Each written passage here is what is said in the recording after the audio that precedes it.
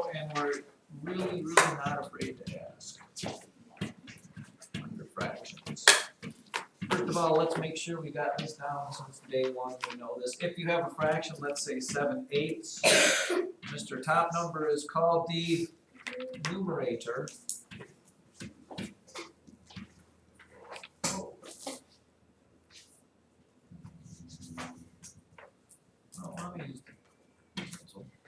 Numerator, and the bottom one is Arnold Schwarzenegger, who is the denominator.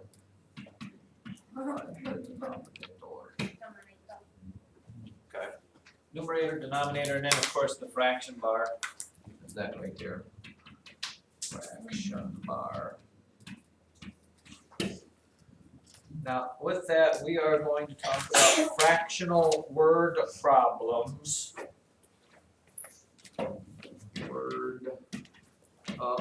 Problems. And please, this is where it's incredibly important for you to remember that the word of in math means to multiply. Of means to multiply. Because if you see this problem here, 30 questions on a test.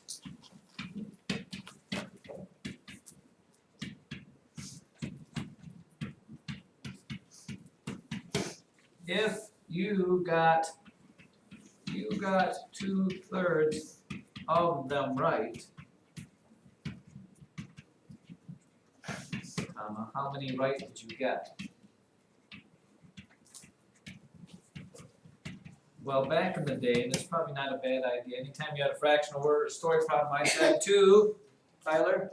Think of an easier No, draw a box. Good try. This box stands for the 30 questions on the test.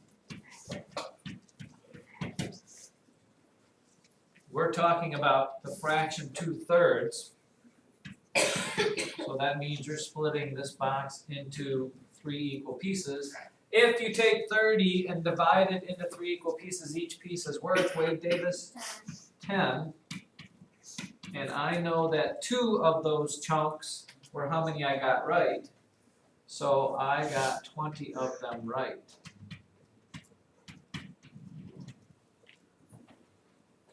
But you can also do it this way, because you know the word of means to multiply. You are taking 2/3 times the problem. 2/3 times 30. By the way, how do I do that fraction problem? Quickly do it here. Before I multiply across, what should I do, Amelia? 7th grade math. What should you do? You can multiply across and get 60/3, that's fine, but your life would be much easier if you do one little thing, which is called what, Jacob? cross multiply. Cross canceling. Cross canceling, which means reduce before you multiply. You know that 3 goes into 30. 3 goes into 3 once into 30 10 times. And then 2 times 10 is 20, which is the answer that I got right there. Cross canceling is, or cross multiplying is what you do when you have equal fractions, and we'll get to that. That is definitely a thing we do in math, but this is cross canceling. Another example might be, well, here's one. Arrange fractions from least to greatest.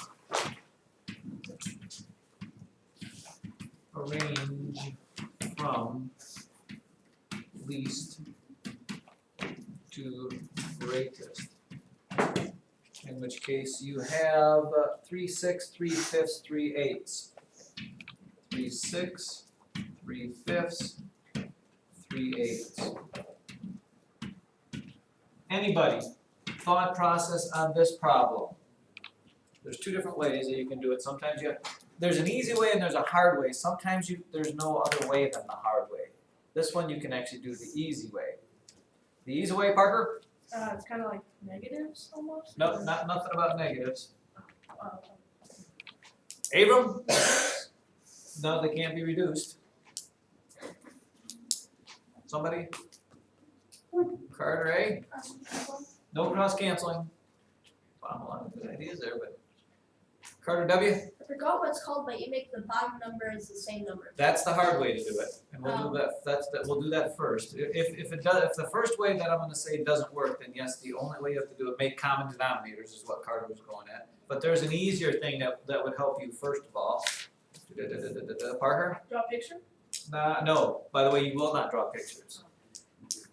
For the simple reason of, in order to compare these by drawing pictures, you would have to make the exact same rectangles, and you'd have to cut them precisely. I mean, you'd have to take your rectangle and cut it exactly into 6 pieces, which means you'd have to measure and make marks. You couldn't just freehand that, because if you're off a little bit, it's gonna mess everything up. The first way you should always check is compare each fraction to a half. In other words, if you look at 3/6, 3/6 is 1/2. the same as 1/2. It equals 1/2. 3/5 is Below. greater than 1/2 because 3 is bigger than half of 5. No. 3/8 is Below. less than 1/2. So right there, you know, because this one is less than 1/2, you know this has to be the smallest one. This one is 1/2, so it would come next. And this one is greater than 1/2, so it'd be third. If that doesn't work, if you'd end up with 2 of them that were greater than 1/2, you have to do what Carter W said, and you have to change the common denominators. Let's just do that just for fun. If I have 3/6, 3/5, and 3/8, and this is not going to be easy with this one, that's why I said it's hard. What is the common, actually any common denominator, it doesn't have to be the least common one. Anybody? Smallest thing that 6, 5, and 8 go into. Oh, not gonna be pretty. Does anybody know what it is, Abram? 30. Nope, 8 doesn't go into 30. 5 and 6 go into 30, but 8 I doesn't. don't know. I thought it was. If you're looking for something that all 3 of them go into, I'll just tell you, it's 120. Not a pleasant number to work with, and that's why you do it the easy way for this one. 6 times 20 is 120, so 3 times 20 is 60.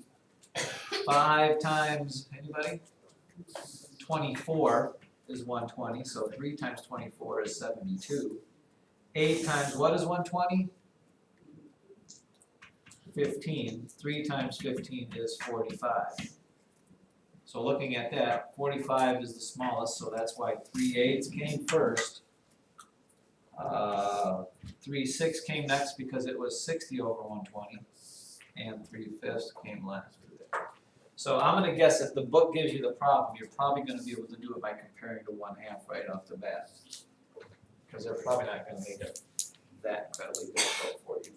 Although maybe they will, I don't know.